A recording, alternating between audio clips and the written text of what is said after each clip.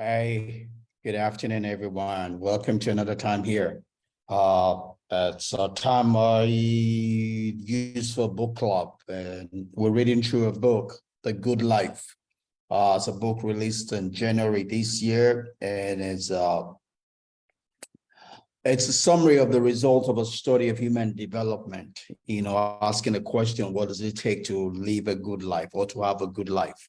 And the answer came out as relationships, right? Relationships is the secret to living a happy, healthy, fulfilled life, And it's not just relationship with a few folks, but relationships in different fronts in our life. And it's not just having relationship, but having quality relationship, one that is beneficial and is life-giving, right? And so we're trying to read through the book and trying to learn, from the discovery of the study, and see what we can apply into our life. I particularly need it. It's a blessing to me, That'll be surprising because I'm supposed to be a jovial person, right? Easily make friends. That's on the surface. I have a long ways to go also in having quality relationship. So I'm learning, and I hope you're learning also, or you could take something out of this. That's why I do it. It's a selfish way of me reading the book or reading books because it forces me to read and having the privilege of sharing it, hoping that other people can learn from what I am learning myself. Presently in chapter 2 of the book, and so there's a second read into chapter 2 of the book, and it's pretty much at this point looking at money, and trying to kill off the myths about money being the source of happiness, in life. The study came up that it's relationship, but obviously there are a lot of myths around that it's money that makes happiness. So that's what we're looking at this point in time. The title of chapter 2 is why relationship matter. So I was trying to pretty much cancel some things, then go into why relationship matter. I'm going to bring up my slides here. Matter, right?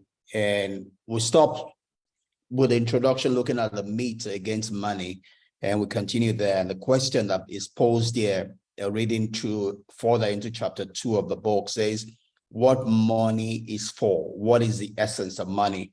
Try to close last week. We said it's not just money, but what money can be used for.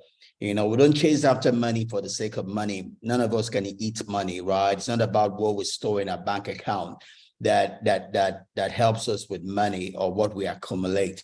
Is what we're able to do with the money that we get that can possibly give us happiness, give us a quality of life, give us the experience that kind of makes our heart happy, right? If all we do is gather the money, then it's useless, right? It's really what we can use the money for. Yes, in a sense, money can buy happiness if you know how to use it, right? Not just the money itself, but it's what you do with the money that can possibly give you happiness, all right? So today we're looking further at what money is for. And the book talks about a study that was done in 2010, right? At Princeton University. And it says, and what they discovered in trying to see what the effect of money on people's happiness is that they saw that when money is scarce, when people are poor, when money is scarce, right, having some quantum of money could possibly affect their happiness. Right? If someone is homeless, if you give them some quantum of money, it would change their happiness status, right? Money can affect your happiness when you are at the very down of life, right? But up to a certain amount, the happiness quantum does not change. So pretty much they're saying that if money would possibly make you happy if you don't have the basic needs of life, like you don't have clothing, you don't have food to eat, you don't have what to drink, you don't have a house over your head, maybe you can't pay for your children's education. When you lack the basics of life, money can possibly change your happiness quantum or your happiness index when you get it, but only up to a certain amount. right? That's what the study found out. So money mattered at some minimum level, right, up to a certain amount. And in that particular study in 2010, in the environment they did a study at, it was up to like about $75,000, up to about $75,000. There was a change in the seeming happiness quantum or index in the lives of the people they did a study on, right? And so they say more money doesn't necessarily buy more happiness, but less money is associated with emotional pain, right? So in a sense, you know, if that has happened to me, right? I went into depression for 2 years, like in 2008, and it was because I lost a quantum of money, right? I was at a particular status in life, and I made some things that lost me a lot of money, and that really affected me, right? Because I was in a particular status and I came down from that status. Yeah, I wasn't at the at the very low status where my basic needs were still met, right? But that change of status brought an emotional pain, in my life, which is what the study here is finding out. So if you're up there and you suddenly come down, you might not necessarily be that you are not meeting your basic need. That can affect your happiness quantum, right? Loss can affect your happiness. Like Warren Buffett would say, the law of money is not to lose money. The first law, the second law, and the third law is not to lose money, right? When you lose money, it could come with an emotional pain or reduction, as it were, in your happiness index, right? So you don't want to lose money, right? It's not about if you have your basic needs met, right? Money will not necessarily increase your happiness, but if you then lose money, it could affect your happiness, right? So the book further says, the study further says, the Princeton 2010 study says, at lower levels of income, money brings tangible benefits that are necessary for survival, safety, and a sense of control, right? So that's what money could possibly do. And scripturally speaking, the Bible in Proverbs says, I believe it's Proverbs, it says that money answereth all things, right? So in this wise is what it tallies with this study. It says at lower levels of income, when your basic needs are not met, money brings tangible benefits that are necessary for survival, safety, and a sense of control. So that could possibly affect your happiness, right? However, at higher levels of income, right? And 75,000 was what they had for this particular place. That's not the same everywhere, right? But for the particular study area they did.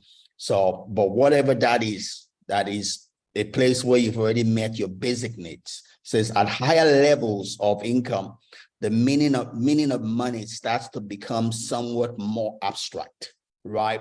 And becomes about other things, right? Like status, pride, right? It's not as if you're meeting your basic need, but it's not how much do I have, right? It's about status, it's about pride, right? It's about self-actualization, right? Which pretty much ties in with what Abraham Maslow had, right? Abraham Maslow has what we call the hierarchy of needs, right? And it's a pyramid where you have 5 levels, 5 stages of needs, right?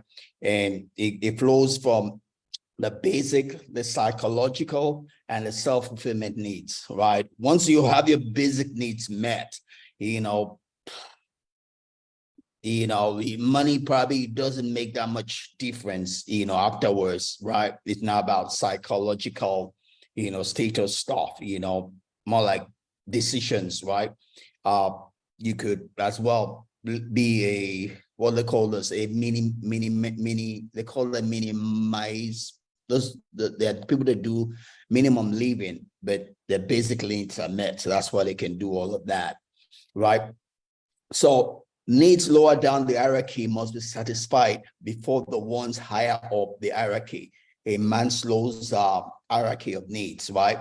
And the first need there is talking about psychological needs, right? So psychological needs, safety needs, love and belonging, esteem, self-actualization. I said psychological. What it really is, it's not psychological, it's physiological. Pretty much, and that talks about having what to eat, what to dress yourself with, and where to live. Right? Those are your basic needs, right? And when those are satisfied, every other thing is a like to have, right? And that's a scriptural, right? I believe Paul was writing and he was talking about that once we have those, that, when it says, say contentment with godliness is great gain, something like that. But it talks about having those basic needs, right? When you have those basic needs, right, money probably stops mattering, right? It's like a function of pride, status, self-actualization, your goals, wanting to be financially free or whatever. But that's really those things that affect your happiness as it relates to money. Once the physiological needs are met, which pretty much is what to eat, what to dress with, and where to live. Every other thing, it's secondary. Safety being the next one could also matter, right? You want to be in a place where you want to live in a place of safety, but that doesn't necessarily affect your happiness, because there are probably different other ways in which you can guarantee that. And yeah, so but pretty much Abraham Maslow's hierarchy of needs is physiological, which is what to eat, what to dress in, where to live. Safety. The third one is love and belonging, esteem, self-actualization.